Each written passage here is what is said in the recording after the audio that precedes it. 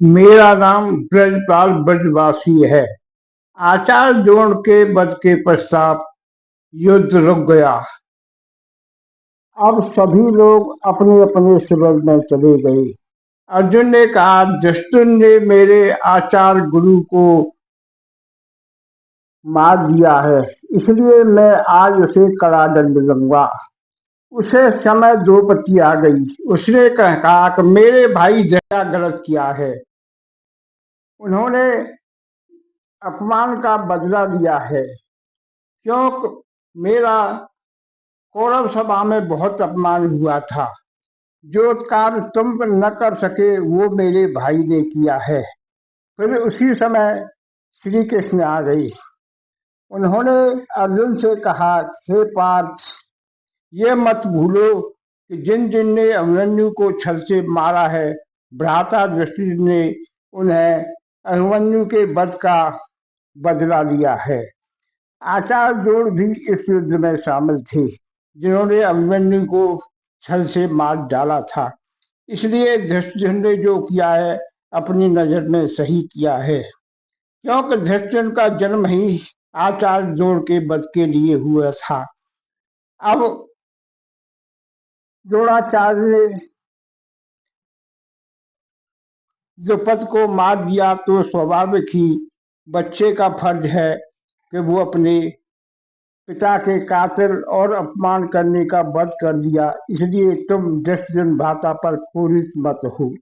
आचार्य द्रोण का अंतिम संस्कार किया गया।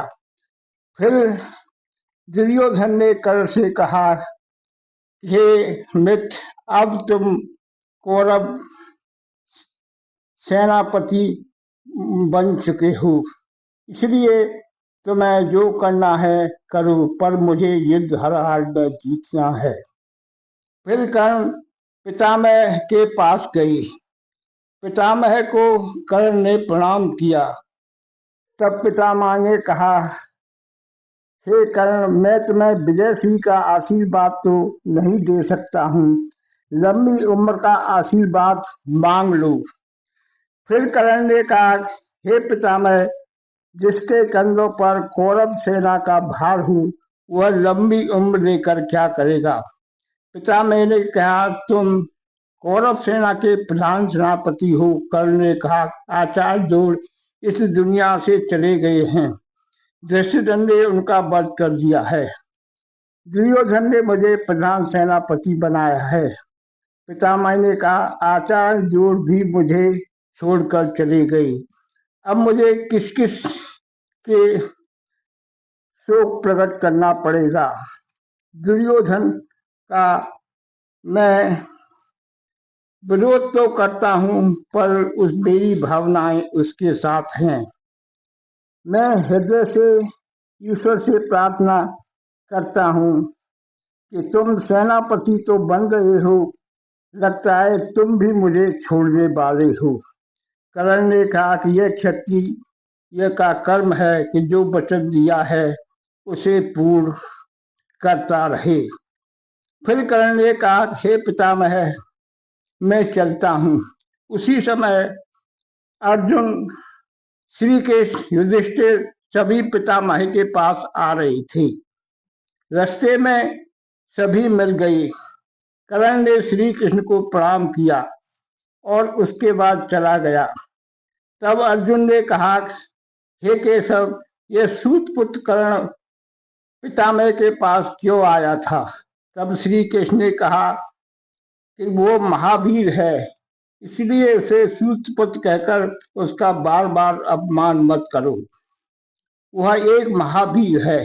नकुल ने कहा, हे केशव, आप कर्ण की माता को जानते हैं क्या। श्री कृष्ण ने कहा कि माता सबकी एक समान होती है। श्री कृष्ण ने पितामह को प्रणाम किया। कृष्ण ने कहा, आज मुझे आप आशीर्वाद नहीं दोगे।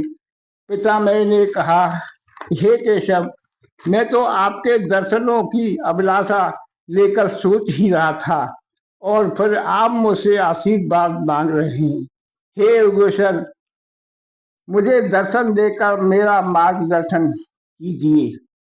तब श्री कृष्ण ने कहा कि आप महान पुरुष हैं, आप सबसे उम्र में बड़े हैं, यह आप जानते हैं कि यह धर्म युद्ध है। आपने जो प्रतिज्ञा की थी, क्या आप जानते थे कि आपका श्रेय ऐसा होगा? इसलिए यह मुझसे मत पूछो, स्वयं अपने जीवन का अवलोकन करो। राजा धृतराष्ट्र ने अपने मोहवश ऐसा किया है। अगर ऋषि कंदम का श्राप पांडु को नहीं मिलता तो राजा युधिष्ठिर को राजमोह ही नहीं होता। अगर दुर्योधन भी को इतना मोह नहीं होता, ऐसा इसलिए होता है आपने बाणों की सरसैया पर लेटे हैं। आपने प्रतिज्ञा के समय क्या ये सोचा था एक दिन आपको ऐसा भी देखना पड़ेगा कि आपकी जो दशा हो रही है? तब पितामह भीष्म ने कहा, इसके लिए मैं भी उत्तरदायी हूँ। तब श्री कृष्ण ने कहा कि आप अपने आप को उत्तराधिकारी न मानिए, जो होना था वो होकर रहता है, इसमें किसी का कोई बस नहीं चलता। इसलिए पितामह आप इसके लिए अपने को दोषी मत मानिए। युधिष्ठिर कुछ चुपचाप बैठे हुए थे। पितामह ने कहा, हे युधिष्ठिर, तुम क्यों चुप बैठे हो?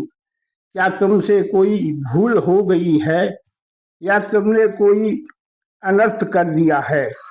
तब श्री कृष्ण ने कहा कि आज धृष्टद्युम्न ने आचार्य द्रोण का वध कर दिया है, इसलिए भ्राताश्री चुपचाप बैठे हैं। तब पितामह ने कहा कि ये तो चलता ही रहेगा। धृष्टद्युम्न का जन्म ही आचार्य द्रोण के लिए हुआ था, पर आपने ऐसा कोई अनर्थ नहीं किया है जो द्रौपदी के अपमान से बड़ा हो। इसलिए युधिष्ठिर से कहा, तुम इसके लिए शोक मत करो। युधिष्ठिर ने आचार्य द्रोण का वध कर दिया है, वो तो पहला ही इसलिए हुआ था। अब श्री कृष्ण ने कहा, गंगा पुत्र, ये बात सत्य है। मैंने तो पहले ही कहा था, युद्ध के रास्ते में जो आएगा मैं उसका आदर करूंगा, इसलिए मैंने युद्ध में शस्त्र उठाने का प्रण लिया था। तब पितामह ने कहा, मैंने आपका प्रण तोड़ दिया था। आपने मेरे वध के लिए चक्र सुदर्शन उठा लिया था। तब श्री कृष्ण ने कहा, हे पितामह, मेरा जन्म धर्म स्थापना के लिए हुआ है। इस रास्ते में जो भी बाधक होगा मैं उसे रास्ते से हटा दूंगा। इसके लिए चाहे मुझे कूटनीति का सहारा लेना पड़े, मैं पीछे नहीं हटूंगा। अब कर्ण सेनापति बनाने के लिए बातें होने लगी। फिर कर्ण शल्य के पास गए। शल्य ने उनका स्वागत किया। हे कौरव सेना के प्रधान सेनापति, मुझसे आपको क्या काम पड़ गया? चलो मैं आपका स्वागत करता हूँ, बताइए मेरे पास कैसे आना हुआ? तब कर्ण ने कहा, हे शल्य नरेश, जिस प्रकार अर्जुन के पास उत्तम सारथी श्री कृष्ण है, ऐसे ही मुझे कुशल सारथी की जरूरत है। तुमसे अच्छा रथ चलाने वाला और कोई ऐसा नहीं मिल रहा है। क्या आप मेरा सारथी बनना स्वीकार करेंगे? शल्य ने कहा, अर्जुन के बाणों का सामना कर सकोगे? अर्जुन की तरफ से ऐसे अचूक बाण चलेंगे कि उनका सामना करना तुम्हारे बस की नहीं है। अर्जुन एक महान योद्धा है, उसके बाणों से बचना कठिन है। शल्य ने कहा, विराट नगर में सभी महावीरों को अर्जुन ने अकेले ही हरा दिया था, आप भी उसमें शामिल थे।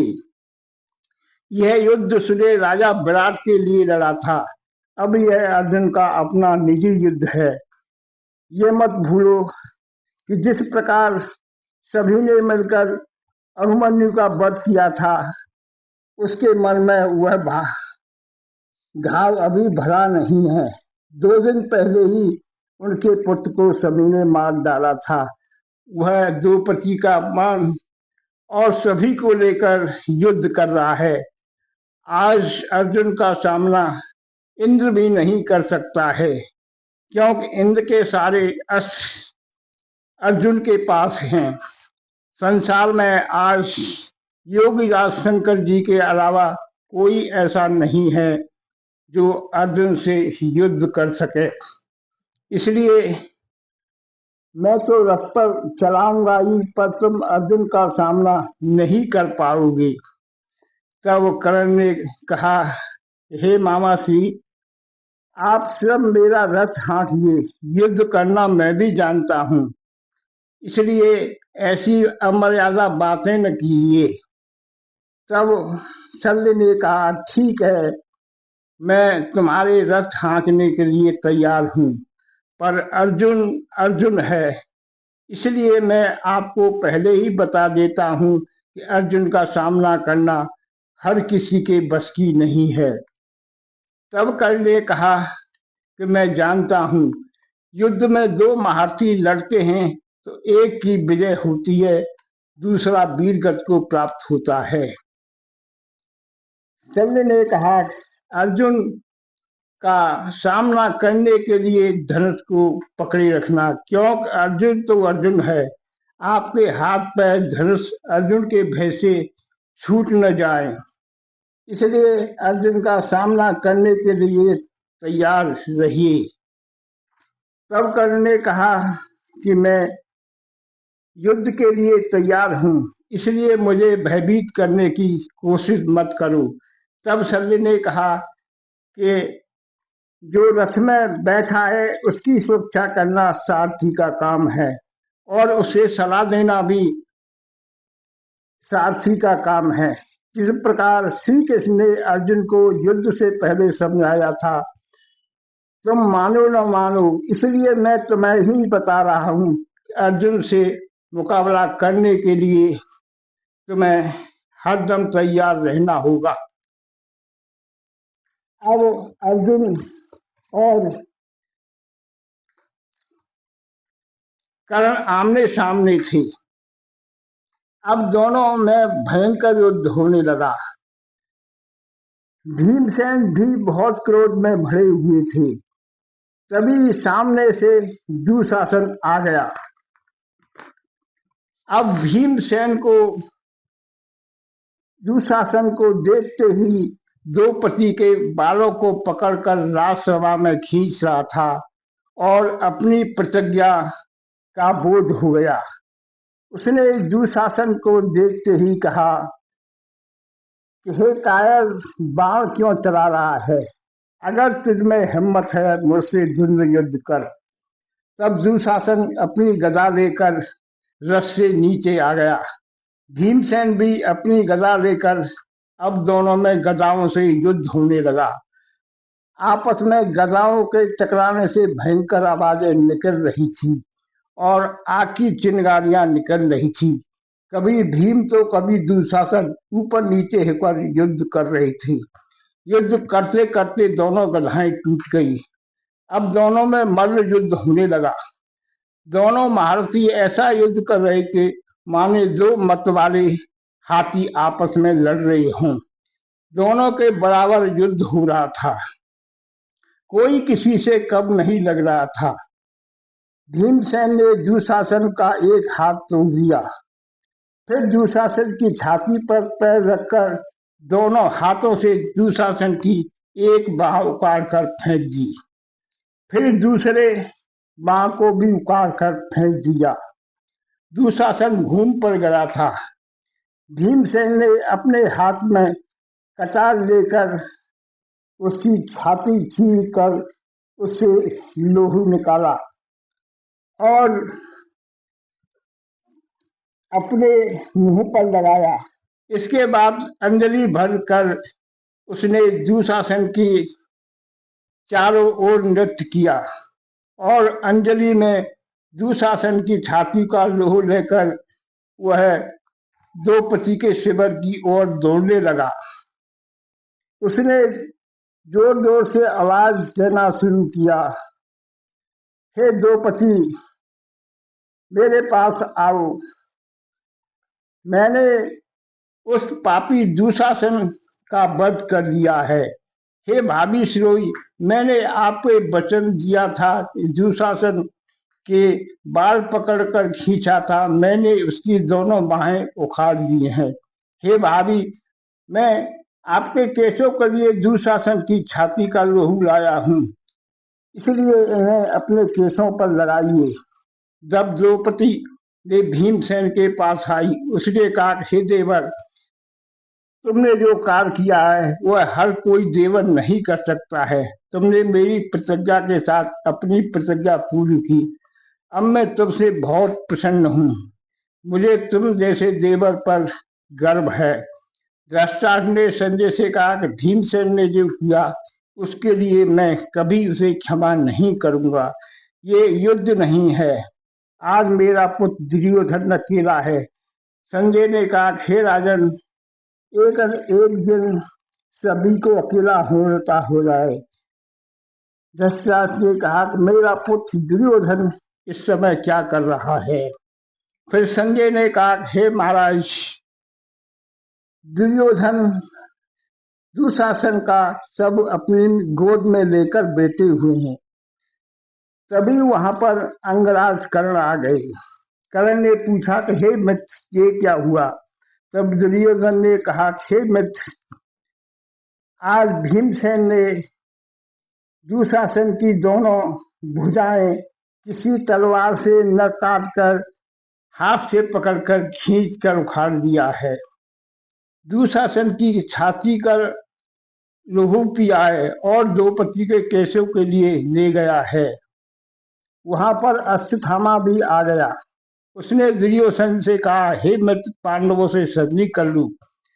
दुर्योधन ने कहा कि मैं काल पांडवों से संधि नहीं करूंगा। उसने हमारे कई वीरों को कपट से मार डाला है। अश्वत्थामा, तुम मृत्यु से क्यों भयभीत हो रही हो?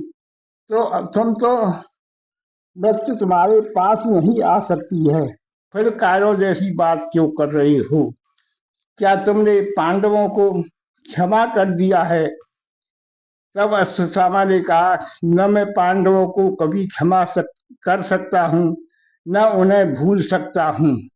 ये मेरा निजी मामला है। इसलिए मैं चाहता हूँ कि राष्ट्र हित के लिए आप पांडवों से संधि कर लें।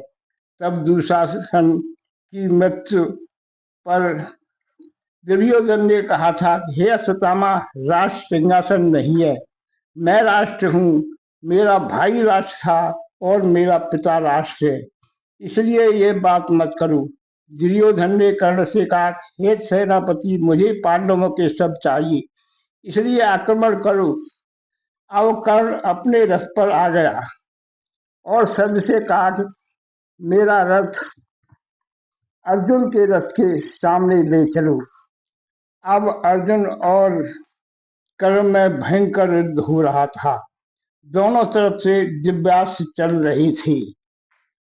दोनों तरफ से बराबर का युद्ध हो रहा था। कर्ण ने कभी अर्जुन घायल कर देता, कभी अर्जुन को कर्ण घायल कर देता। अर्जुन ने कर्ण पर कई बार चलाई। फिर कर्ण ने अर्जुन से युद्ध करने लगा। कर्ण ने सर्प के आकार का एक बार अर्जुन पर चलाया। अब सर्प बाण गति से अर्जुन की तरफ आया। अर्जुन को उसके निवारण का कोई अस्त्र न सूझा। श्री कृष्ण ने देखा कि कर्ण का बाण अर्जुन के मस्तिष्क पर लगने ही वाला है। उन्होंने अपने योग बल से रथ को 6 इंच धरती में दबा दिया। अब अर्जुन के मुकुट में बाण लगा। अर्जुन का मुकुट दूर गिर गया।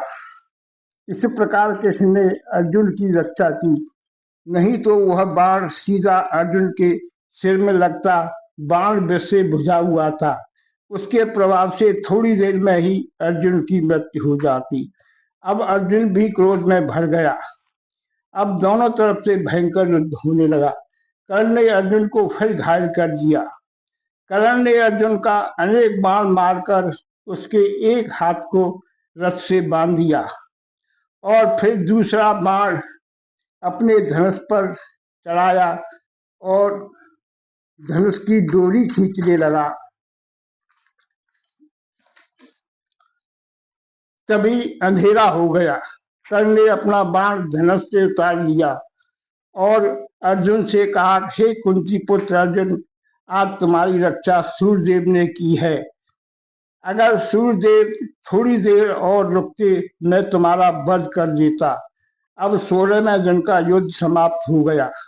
कर्ण अपने शिविर में चला गया। अर्जुन भी अपने शिविर में जाकर अपमानित महसूस कर रहा था। अर्जुन सोच रहा था कि कर्ण ने मेरा एक हाथ रथ के बाण द्वारा बांध दिया। अगर वह दूसरा बाण चला देता तो मेरी मृत्यु निश्चित थी। अब श्री कृष्ण ने समझाया कि अर्जुन, कर्ण ने तुम पर कोई दया या एहसान नहीं किया है। कर्ण जानता था कि वह बाण तुम्हारी छाती में सूर्यास्त के बाद लगेगा। तब उसने एक संदेश तुम्हें अवश्य दिया है कि जब तक युद्ध में अनर्थ हुआ है उसमें उसका कोई हाथ नहीं है। आज कर्ण युद्ध कर रहा है तो वह धर्म युद्ध कर रहा है, इसलिए उसने आप पर बाण नहीं चलाया है। तभी कुंती से मिलने के लिए गंधारी आई। उसने कहा, दीदी आप इस समय क्यों आई हैं? मुझे बुला दिया होता। कुंती के वचन सुनकर गंधारी ने कहा कि आज मैं तुझसे मिलने आई हूँ, इसका कोई विशेष कारण है। गंधारी ने कहा, कुंती आज मेरे पुत्र दुशासन का शोक प्रकट करने का दिन है, पर मेरी आंखों में अब आंसू नहीं आते। आंखें कहती है, गंधारी कब तक हम तेरे पुत्रों के शव पर रोए। इसलिए हमारे गंधार देश में जब पिता मैं मेरा हाथ मांगने के लिए गए थे, वह समय मुझे याद आ रहा है। मेरे पिता और भाई शकुनी ने मैं मना कर दिया था। मैंने सोचा था गंगापुत्र जैसे महान पुरुष हमसे कुछ मांगने आए हैं। मैंने उस रिश्ते को स्वीकार कर लिया था। मैंने जब पहली बार गंगापुत्र के चरण छुए थे तब उन्होंने मुझे आशीर्वाद दिया था, तुम 100 पुत्रों को जन्म दोगी। बात सत्य हो गई, पर आज केवल एक पुत्र की मां बनकर रह गई हूँ। मेरे 99 पुत्र मारे गए हैं। ये भी नहीं कह सकती कि मैं एक पुत्र की मां कब तक रह पाऊंगी। गंगापुत्र अनगिनत बाणों की सैया पर देते हैं। मैंने अनगिनत बाण खाए हैं। मैं अपने पुत्रों से बात करने नहीं आई हूँ। आज मैं सूर्यदेव से प्रार्थना करने आई थी, उन्होंने अर्जुन को बचा लिया। अगर सूर्यदेव और कुछ देर और न अस्त्र होते तो कर्ण अर्जुन का वध कर देता और अर्जुन वीर गति को प्राप्त होता। अब सूर्यदेव की मैं ऋणी हो गई हूँ, किंतु कल फिर युद्ध होगा। कल राधेश कल का सूर्यास्त नहीं देख पाएगा। कुंती ने कहा, हे दीदी, कर्ण को श्राप क्यों दे रही हूँ? तब गंधारी ने कहा, मैं कर्ण को श्राप कहाँ दे रही हूँ? मैं तो अपने पुत्र अर्जुन को शुभ आशीर्वाद दे रही हूँ कि वह कर्ण कल का सूर्यास्त नहीं देख पाएगा। इसके बाद दुर्योधन ने कहा, कर्ण तुमने आज अर्जुन को मारने का अवसर खो दिया, तुम्हें क्या समय गंवा दिया। कर्ण ने कहा, मैं जानता था कि यह बाण अर्जुन को सूर्यास्त के बाद रहेगा, इसलिए मैंने उसे बाण नहीं छोड़ा।